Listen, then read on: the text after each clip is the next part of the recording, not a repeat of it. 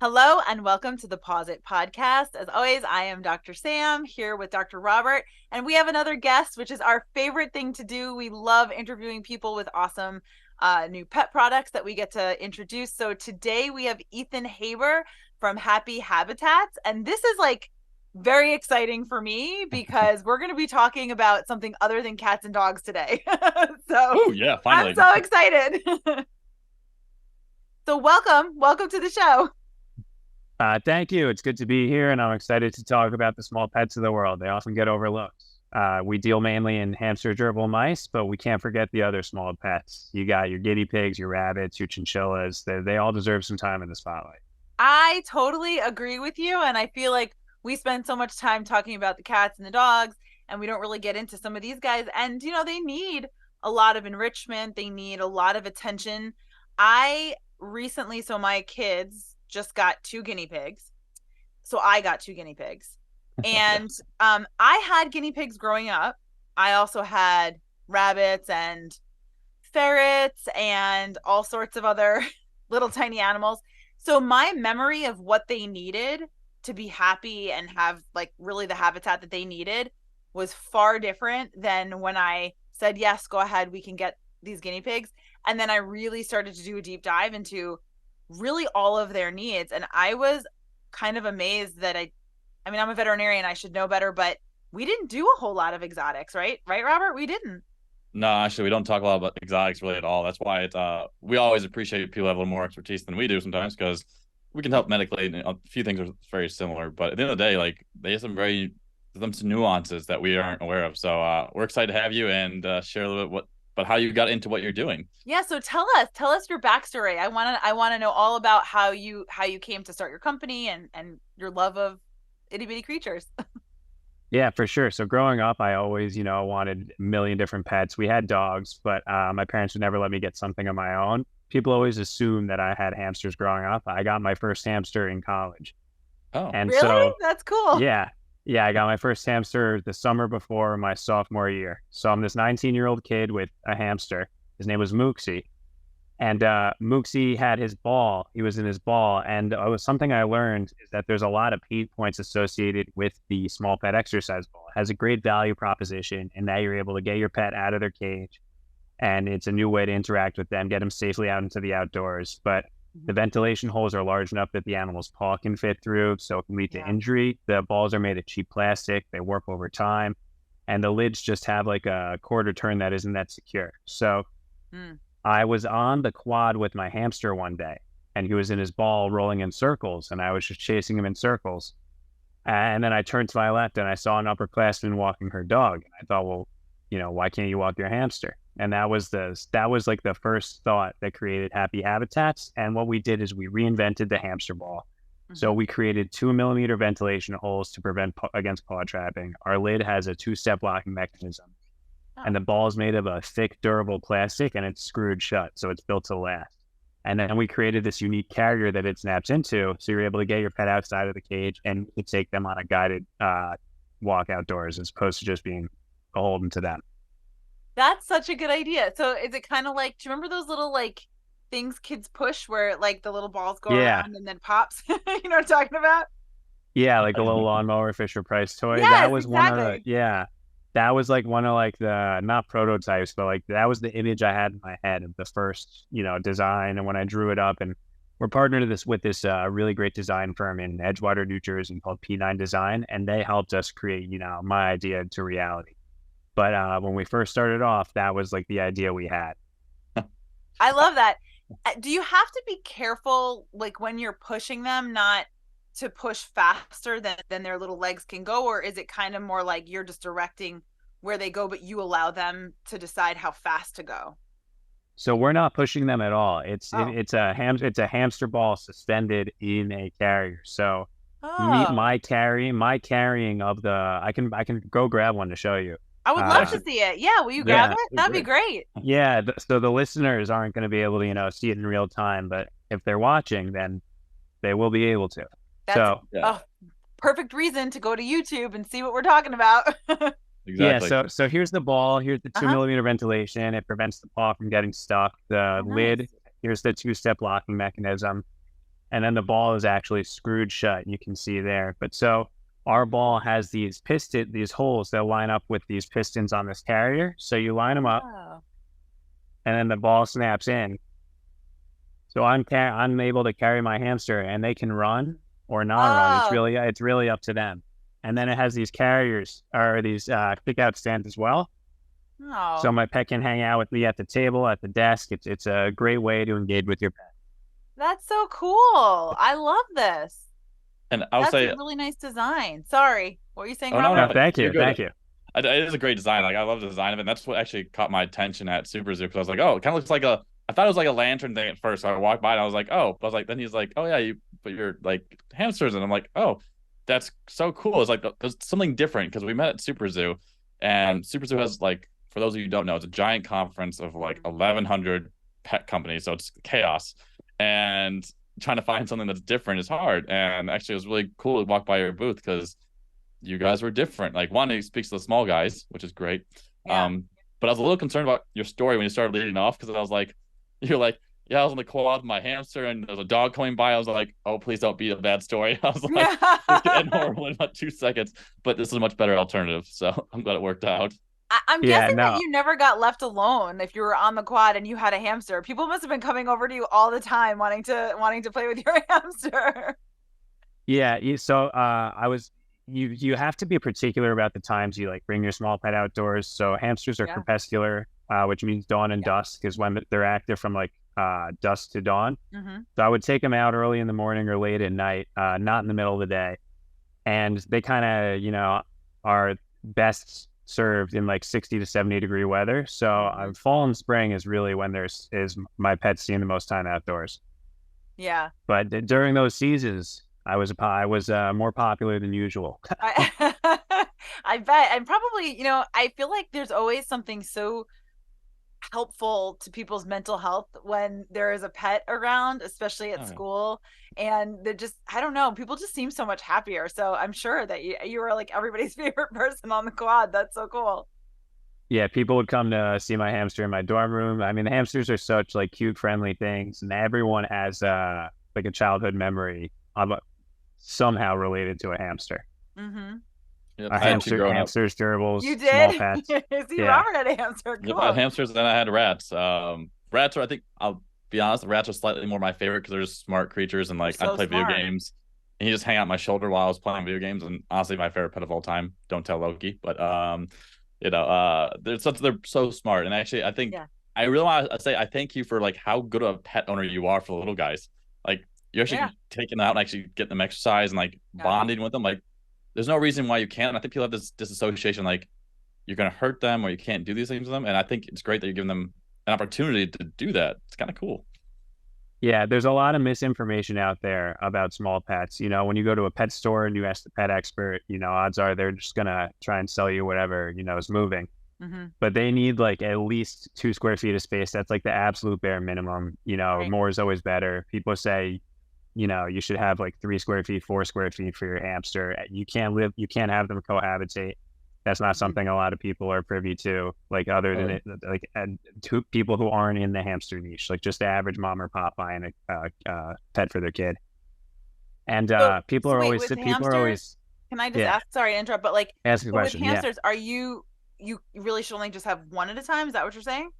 Well, so I have 2 hamsters, but they're in 2 separate cages. They're solitary creatures, and they're like hyper territorial. So you don't want to let them share a cage, as opposed to gerbils, which are very social and rely on having a partner in their cage. Otherwise, they'll get depressed. Right. Same with guinea pigs. They like to be in pairs. Yeah, guinea pigs are social creatures. That you either need to give your guinea pig constant attention, which nobody can do, or so really the only ethical alternative is to have 2 guinea pigs at a time. Yeah, we had to because we rescued our guinea pigs, so we didn't go to a pet store because we just thought hey, there's probably people who have just kind of given away their guinea pigs. They didn't realize really what that really meant to have a guinea pig, and so we thought, well, let's just go rescue. And so we had to really measure out the spot that we were going to be putting them in and making sure, just what you said, that like there's a certain amount of space that they should have. And all these things that I've learned about as far as just like what their needs are, the fact that they need hay constantly, and the fact that they need vitamin C because they can't, make their own vitamin C, and like all this stuff that I just was like fascinated by as I was learning about these little creatures. Yeah, they're a lot deeper than people give them credit for. Yeah, Yeah. absolutely. I wish I had someone like you growing up, like, because I think you're right. When you go to pet stores, you really don't have a lot of great information about like how to take care of them, their Mm-hmm. territorial habits. Because if there's little kids listening to this, plug your ears. But I had one hamster actually eat the other hamster. And Yeah. I didn't realize that was a thing. I was like, I came to the cage, I was like, where did the other hamster go? And my parents were like, oh, and they just like grabbed the cage and got it out of there very quickly. And I was like, I just didn't know it was the thing. It's Yeah. that their behaviors, and that's why it's important. Like maybe do some research or talk to people, someone knowledgeable like Ethan, who Mm-hmm. knows about these guys a little more, because I think that's important. Like it's I'm a veterinarian, I should know half this stuff, but I don't. But honestly, I mean, really, in vet school, I mean, we have veterinary classmates that have gone on to do extra learning and stuff like that with other species. But I'll be honest with you, I think we had one lab animal Maybe. lab where we talked about like, how to handle rabbits and, Yeah. small animals that are used for research, like rats and stuff like that. Beyond that, we had a few special lectures here and there, but we did not have like an entire semester or an entire class of exotics. That was something that you had to go outside of our curriculum to find. Yeah. So, and Ethan, did you learn most of your stuff just from like trial and error? Did you work with someone growing up, or like how did you kind of what brought you to the small animals kind of in general? Growing up, I always wanted a pet. So every day I would just go down like literal rabbit holes. Can I own a rabbit? Can I own a raccoon? Can I own a chinchilla? Can I own an axolotl? And I would just read information about all the animals you could have as pets, what's legal in what state. Mm-hmm. Off the top of my head, I had a pet hedgehog who passed away in the past year, but they lived I'm a long, sorry. happy, healthy life. It's okay. Roger was a very loving hedgehog, and Cute name. I believe they're legal in New York State, but they're not legal in New York City. So I had to, not sneak them Yeah. in. But if a cop ever came by, I had a ferret, not a hedgehog. Yeah. My No, niece really wanted a hedgehog. Two of our classmates had hedgehogs actually when we were in vet school. I think Um which ones.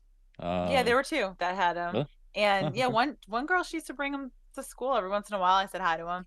Oh Um yeah, you're right. Sorry, that's I'm old. I'm just starting to No, lose my brain. I mean, it's been a minute since we went to vet school, but I was just trying to Yeah. think of all the different ones.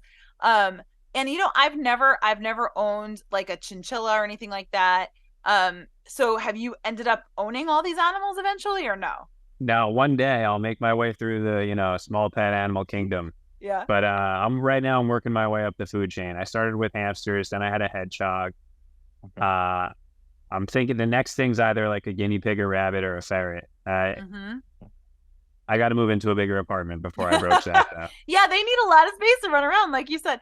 So if Yeah. you so tell me, because we just talked about the fact that rabbits and guinea pigs, they can't go in those balls, and maybe explain why that is. And then what other animals can go in the balls? So another thing that's important to consider when you're like, looking into small pet exercise balls and exercise wheels for your small pets is the size. So like a set 7 inches is like the standard exercise ball size. Hmm. And you're gonna use that for mice, dwarf hamsters, small, depending on the size of your Syrian hamster, you can get away with a 7-inch ball, gerbils, but beyond that, you have to use an 11 or a 13-inch ball for like Wow. rats, chinchillas, larger Syrian hamsters. The big thing is the animals that can use balls, you don't want their backs to arch. If their back arches, meaning like if they're running and their back is like this, as opposed to just being straight, Mm-hmm. then it's not good for them, and it can lead to spinal Oh wow. issues, decreased lifespan. So Oh, that's an important thing to consider when using balls or wheels. But in regards to animals that can use exercise balls, period, it's like gerbils, hamsters, uh, hedgehogs, sugar gliders, oh, cool. mice, rats, ferrets. But guinea pigs and rabbits cannot use Right. exercise balls and wheels, and that's because their spines are like rigid. They're set in place. It's not like our spine, which is a bunch of little vertebrate stuck together and allows it to be more malleable. So guinea pigs and rabbits are not. If you try and put them in a ball, they're just going to sit there. Interesting. Well, at least they know better and they don't do it themselves. That's actually Yeah. a good thing because I'm sure someone else would make that mistake and just be like, "Hey, you're a rodent. You can run in this little ball," and Right. God forbid, it'd be a terrible accident afterwards. So it's a good thing that they are smart enough not to do it themselves. And there's also the issue of the ventilation too with the guinea pigs, right? Just because they are, I mean, I guess you've kind of solved that problem with this, but much what you kind of said about the hamsters, like there's a certain temperature that they really, I mean, they overheat extremely easily. You have to be really careful with guinea pigs. I'm not sure if that's true of everybody, but I know for guinea pigs that's true. So yeah, so small pets, exotic pets, generally speaking, have like a pretty narrow width field of temperature that they're comfortable in. And your pet will overheat if you leave them in there for too long. So, I mean, a small pet exercise ball is like a car. It's a great tool, but depending on how you use it. If you use it wrong, it's dangerous. If you use it right, it's an amazing piece of technology. And the problem, one of the main problems with exercise balls, I'll grab a normal one just to show you. It's the ventilation holes. So if you see here, it's like the ventilation holes are large enough that the hamster's paw can actually fit Oh through them. yeah. And so I've heard horror stories of people who use these and their hamster's paw slices off and then there's blood all over the place. Yeah, which is, That's terrible. obviously not what you want to do when you're trying to, give your pet a loving, innovative way to get outside. So that was one of the main things that caused us to, do what we do. We want to, provide the same opportunity to people, but mitigate the risk. Yeah. Oh my goodness. I So can people go to your website and they get this ball now? Yeah, you can go to our website, www.happyhabitats.net. We're also in store right now at Feeders Pet Supply if you live in Kentucky, and Pet Supermarket if you live in the Southeast, Florida, Georgia area. That's awesome. Oh, good. Well, you have to tell Nathan because know. his brother lives in Georgia, so I'll have to go check it out. So, what you mentioned before that you have other products that you guys make as well. So, what else do you guys have?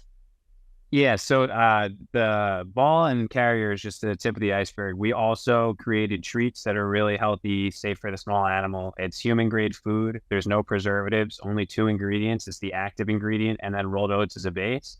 And then they're baked and they have a shelf life of 18 months. So, I mean, you could eat them if you wanted. The peanut butter treats are literally just peanuts and Don't tempt rolled me. oats.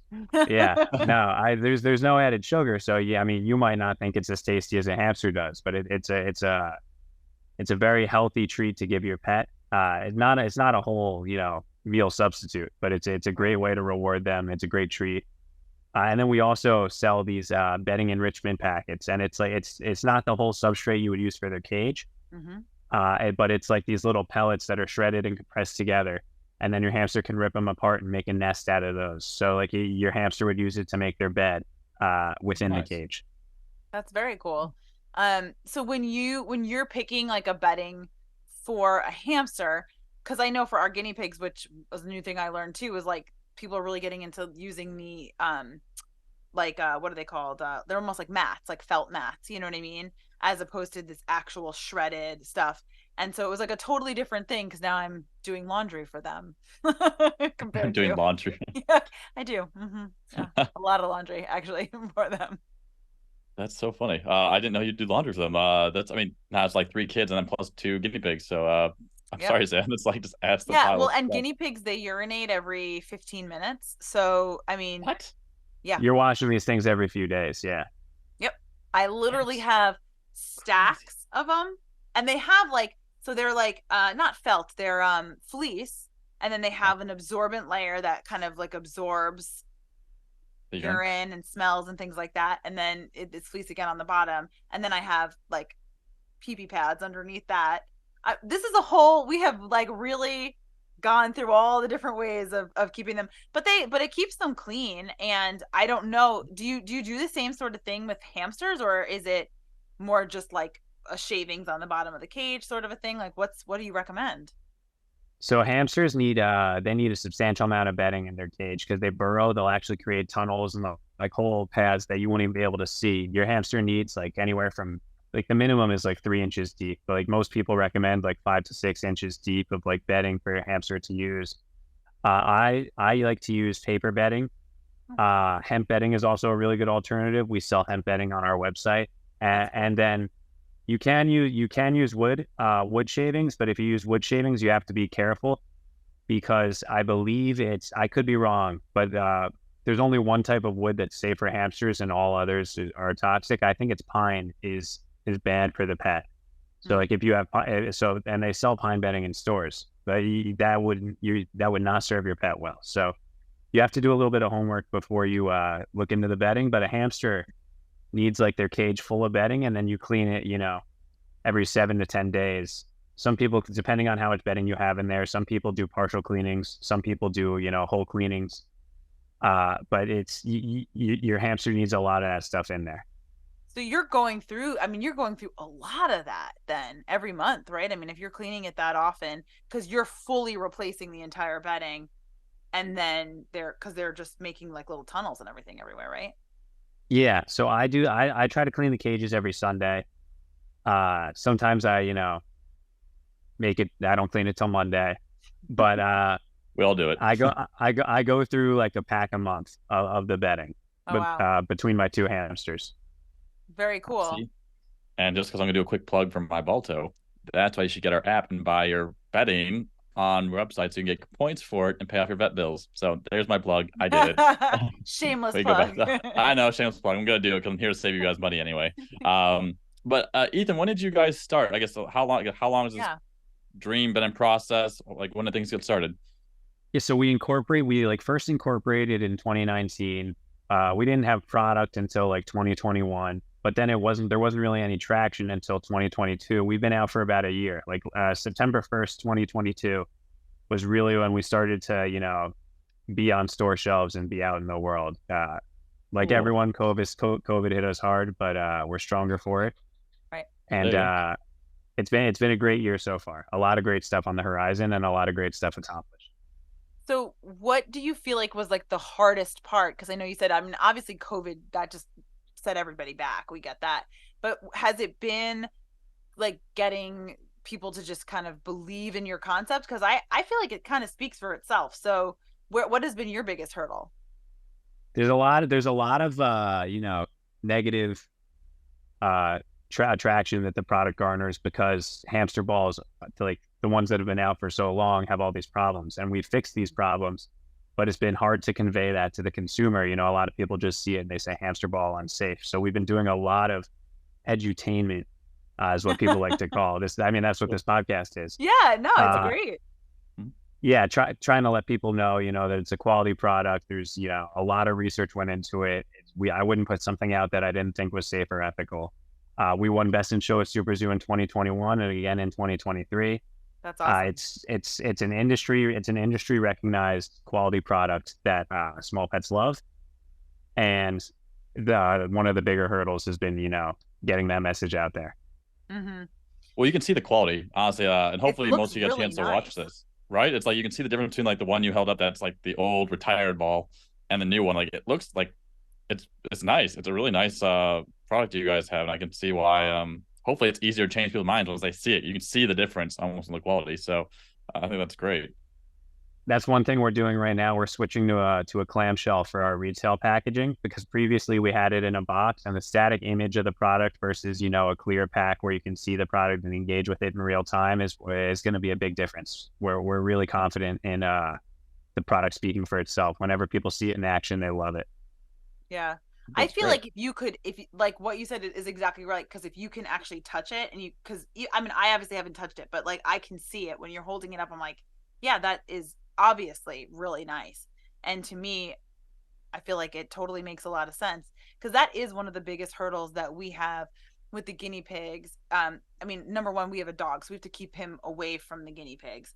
Yes. Because while he is the sweetest little boy, I think would eat the guinea pigs. So I guarantee he would want to take the chance. So he's not allowed around them. So when we take them outside, it feels very rare that we can actually take them outside and do stuff with them. So I feel like I wish there was some thing that we could do for guinea pigs that is akin to what you're talking about, because really all we have is this big thing that they can go in or like kind of corral them. But I like them to be able to go on the grass and like eat grass. They love that. Yeah, no. One day we'll get to guinea pigs. First, we got to make the world a better place for hamsters everywhere, and then we can work our way up the food chain. But that sounds like a great goal to have. Yeah. Well, yeah, it's okay because you're gonna get a guinea pig, and then you're gonna realize all the problems you have to solve there, the and issues, then that's just gonna keep the ball rolling. Not to be. Yeah, I know it's to be metaphoric and literal. Exactly. Guinea pigs are really great at hiding illness. So as a vet, I'm sure you gotta really pay attention, because if a guinea pig starts to display health issues, it's usually too late. Mm-hmm. So great ways to keep them healthy and engaged are to get them outside, get them in the sun, give them the vitamin C you were talking about, make sure they have ample room in their cage and a partner. So it sounds like you guys are doing all the right things. We're trying. I think about maybe couldn't have just been a couple of weeks into having them. I was just not used to what their urine and stuff looked like, and then I started reading all about calcium oxalate stones, and so Jesus. I took them to work, and I did radiographs on them because I was worried. I was like, oh gosh, I think I've been giving them too much calcium. I gave them too much kale for like a week, so because I had read a whole bunch of stuff about what they need, but it's really about how much you give them in certain quantities and stuff like that, and really kind of varying their diet. Is that the same for like hamsters and gerbils? Yeah, your hamsters can get fat if you give them too many treats, like pretty quickly. See, and there's a lot of sugar that's in like store shelf hamster foods, and they're not getting that much sugar in the wild. So you do have to monitor your pets, like your pet's intake. Personally, my hamsters have always had good like portion control, but there are some that like when they get food, they'll just eat whatever's in front of them. Like little goldfish, basically. Yeah. The rodent after my own heart. That's yeah, right, exactly. I can relate to it, I feel like. And I feel like you should also share that this is a family-owned business as well, correct? Yeah, it's so I founded the company with my father, and then he introduced me to the design firm that helped make this thing a reality. So we're three legs of a stool. Oh, that's cool. Really awesome. How did he have that connection? Is this like, has he been an entrepreneur before? Is he creative in different ways? My father is an entrepreneur, and he likes investing in new technologies. So he was connected with this design firm in New Jersey. I don't know how they got connected, but I basically pitched the product to them, and they loved it. And the design firm, they do consumer goods for Honeywell, Vixo, Ox, Swell, like house. You probably have a product they designed in your home somewhere. So, and they're top of the line, and they've been extremely helpful. We could not have gotten anywhere close to where we are today with that. When you say Honeywell, you mean like the alarms? I mean like the home products, yeah. Yeah, my husband works for an alarm company, so yeah, I'm very familiar with their products. Small world, yeah. Look at that. It is incredibly important to have a really good designer. My brother does a lot of industrial design, and my father, funnily enough, has invented things as well. And so it is amazing when you have a good partner to be able to kind of take that vision that you have and then turn it into an actual product, which I think people don't realize quite how hard that is. It's a magnificent accomplishment that you've made, honestly, because it's not just like a little like dinky thing. Like, it's beautiful. What you've made is really you've done a really nice job. Thank you. It definitely has taken us a while to get here, and something's gone wrong every step of the way, but I like to say that we fail upwards. But that's the truth about any sort of success, right? It's because it came from about 50 failures on the way. So I think that tenacity is really good. Those little stickers that you had on it, are those yours too? Or because I noticed those stickers. Really I can mail you some stickers. We have some stickers, plushie, a pin on it. We have like a bunch of supplemental stuff for kids on our site. Wow, that's amazing. My kids are obsessed with those stickers. Yeah, we made the stickers small enough so that you could put them on the carrier, so that it's like you could customize it and make it your very own. And then does the carrier come in different colors? Like, can you pick different colors? So right now the carrier only comes in orange, but we have been talking to some retailers that want their own, variant. So in the near future, you could be seeing a slew of different colors of this product out there. That's very cool. Yeah. I think this is really, really awesome. And I'm really glad that somebody is out there doing this for the little guys because they really needed it. And I love the And Someone's so, got to do it. yeah, right? exactly. So you said you're in New York then, huh? Yeah, I live in Manhattan. Oh, okay. So they ever go out around Central Park or? I brought my hamster to Central Park once. It's tough because I do not live near Central Park. So I only want to keep them in the thing for 20, 30 minutes at a time. So Yeah. by the time I get there, I have to turn around. But they walk around like the Tips Bay, Murray Hill area with me a lot. Oh, okay. Very cool. Well, for all those in New York, they're listening. Make sure you keep an eye out for them, and you'll see a Exactly. wonderful product rolling by. Be great. Yeah. So and now Well, I feel like I gotta go buy one. I know they're so awesome. So can you share your website one more time just so that everybody can hear it again? It's happyhabitats.net.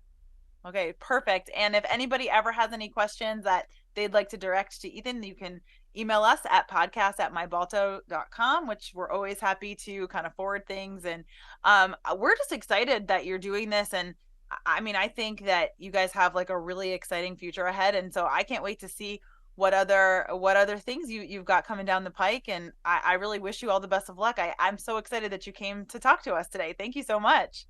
Yeah, thank you for having me. We were really excited to connect with y'all, and we'll definitely stay in touch. We love what you guys do, and